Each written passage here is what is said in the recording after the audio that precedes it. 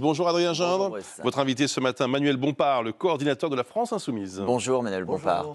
De nombreux dirigeants européens sont retrouvés à Londres hier pour dire leur soutien à l'Ukraine. Emmanuel Macron y était. À l'issue, Paris et Londres ont proposé une trêve en Ukraine d'1 mois dans les airs, sur les mers et sur les infrastructures énergétiques. Est-ce que c'est une démarche que vous soutenez? Je ne comprends pas, j'ai l'impression d'une certaine forme de bricolage, puisqu'on nous parle d'une trêve qui aurait lieu dans les airs, dans les mers et sur les infrastructures énergétiques. Mais ça voudrait donc dire que les combats se poursuivraient au sol. Avec le constat qu'au sol, on n'est pas capable de garantir qu'il ne se passe rien. La ligne de front fait la distance de Paris à Budapest, disait le chef de l'État. Je pense que ce n'est pas sérieux. Je pense que l'objectif que doit se fixer la France, c'est d'obtenir le plus rapidement possible un accord de paix.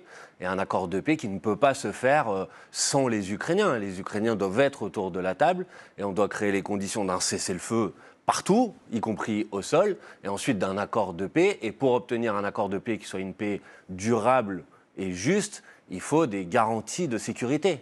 De ce point de vue-là, vous êtes d'accord? On devrait travailler à cet objectif-là. Donc c'est ce type d'improvisation qu'avance le président de la République et ses partenaires européens. Honnêtement, je n'en comprends pas le sens. Alors il me semble que de son point de vue, c'est une étape avant la paix parce qu'on en est objectivement très loin. Mais bon, tout le monde peut dire on souhaite la paix. Les conditions ne sont pas du tout réunies.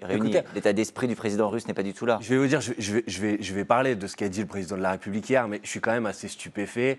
J'ai l'impression d'avoir des dirigeants européens qui sont dans un état de sidération, qui nous ont amenés pendant des mois et des mois dans une impasse en répétant à longueur d'antenne et à longueur de prise de parole que la solution était une solution militaire, qu'on allait gagner d'un point de vue militaire, qui aujourd'hui sont confrontés à le président américain Donald Trump. Vous n'avez pas été sidéré, vous, vendredi, par l'échange à la Maison-Blanche? Si, ça m'a sidéré, je vous le dis franchement. Sauf que peut-être qu'on aurait pu se poser la question avant de savoir pourquoi on continuait à être enfermé, aveuglé derrière les chars américains sans à aucun moment se poser la question d'une parole qui soit une parole autonome et indépendante. Ça veut dire, et au moins, vous pouvez reconnaître que depuis des mois et des mois, nous disons... 1, il faut une solution diplomatique et la solution militaire est une impasse. 2, ça passe par le fait que la France doit sortir de son alignement américain. Ça, au moins, ça fait depuis des mois et des mois. Mais reconnaissez on également, y vient aujourd'hui. Manuel Bompard, reconnaissez également que les Ukrainiens souhaitaient l'intégrité territoriale de leur territoire et tant que les Ukrainiens ne demandaient pas une démarche de paix, c'était légitime peut-être d'être dans le soutien.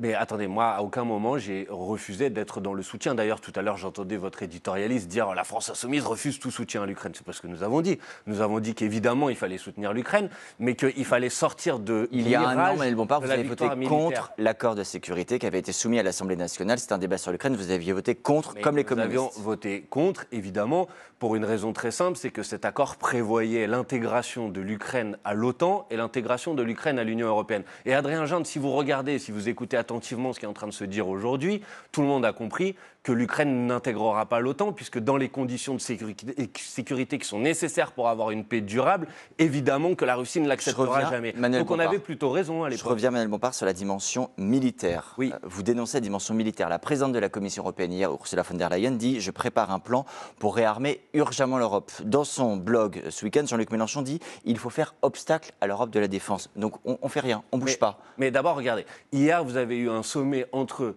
différents pays européens qui disent tous il faut sortir de la dépendance américaine, mais qui disent dans le même temps il faut continuer à être à l'intérieur de l'OTAN.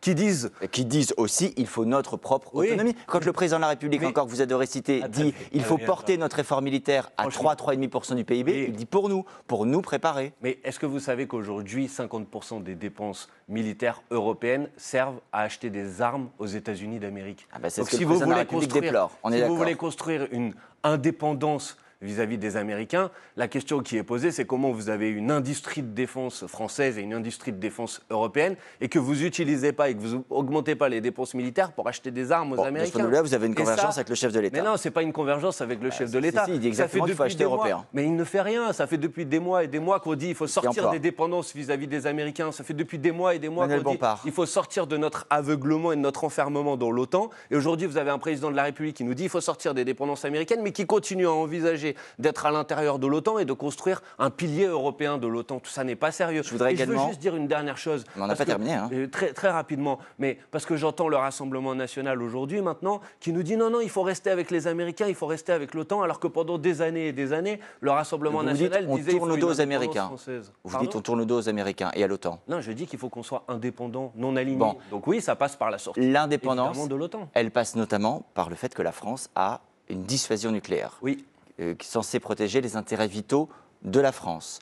Pour Emmanuel Macron, ces intérêts vitaux ont également une dimension européenne. Il évoque un dialogue avec des pays européens qui pourraient à terme participer à des exercices des forces de dissuasion. Qu'est-ce que vous dites, vous? Est-ce que les intérêts vitaux français ont une dimension européenne? Non, mais je dis que là aussi, c'est du bricolage. Enfin, écoutez, que les gens qui nous écoutent le comprennent. Vous pensez c'est un peu plus sérieux que du bricolage. Non, je ne crois pas. Je crois que il y a que deux solutions. Soit vous considérez que vous mettez l'arme nucléaire française vous la mettez à disposition, vous protégez l'ensemble des pays européens avec la dissuasion française, soit vous proposez ça, soit vous ne le proposez pas. Entre les deux, ça n'existe pas. Et pourquoi pas? Or, moi, pourquoi pas?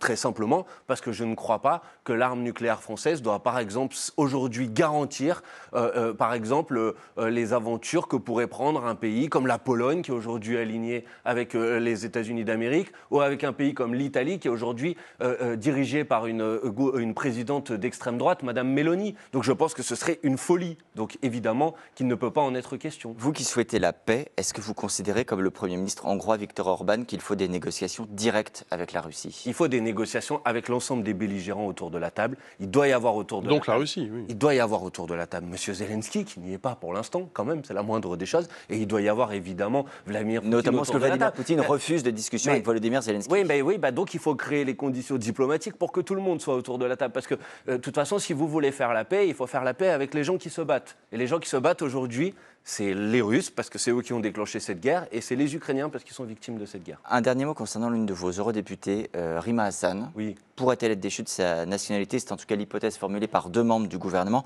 en cas de condamnation pour apologie du terrorisme. Je précise de quoi il s'agit. Jeudi, elle disait que le Hamas a une action légitime du point de vue du droit international qui justifie, explique-t-elle, la lutte armée dans un contexte de colonisation. Elle précisait également qu'en revanche, ça ne prévoyait pas les prises d'otages ou les exactions contre des civils. C'est pas que ça ne le prévoit pas, c'est que ça le condamne. Le droit international condamne évidemment les actions qui ont été commises par le Hamas le 7 octobre et notamment les prises d'otages qui sont contraires au droit international et qui sont des crimes de guerre. Donc d'abord, la polémique qui a été montée contre Rima Hassan sur ce sujet est juste scandaleuse. Elle n'a fait qu'une seule chose, c'est rappeler ce qu'est aujourd'hui le droit international. Quant à entendre aujourd'hui des ministres de la République envisager la possibilité qu'une élue de la République puisse être déchue de sa nationalité, je trouve que c'est scandaleux. Et ça s'inscrit dans l'histoire, dans des moments qu'on n'a pas tout à fait envie de revivre. Vous savez, les déchéances de nationalité des opposants politiques, ça rappelle une période en France entre... dans les années 40, qu'on n'a pas tout à fait envie de revivre. Donc j'appelle les ministres de la République qui rentrent sur ce terrain à reprendre leur sérieux et à arrêter de raconter n'importe quoi. Rima Hassan est une députée européenne élue par les Françaises et les Français, c'est une représentante du peuple et donc qui doivent arrêter de rentrer. Et des propos signalés au procureur pour apologie du terrorisme. C'est pas la première fois. Et à chaque fois que des propos ont été et que cette idée d'apologie du terrorisme a été utilisée pour essayer de nous faire taire, toutes les procédures qui ont été engagées l'année dernière sur ce sujet ont été classées sans suite. Donc il ne faut pas raconter n'importe quoi. Merci Manuel Bompard. Pas d'apologie du terrorisme, c'est une élue qui porte la voix de la paix et je suis fier qu'elle porte la voix de la paix à nos côtés. Merci beaucoup Manuel Bompard. Merci Adrien Gindre.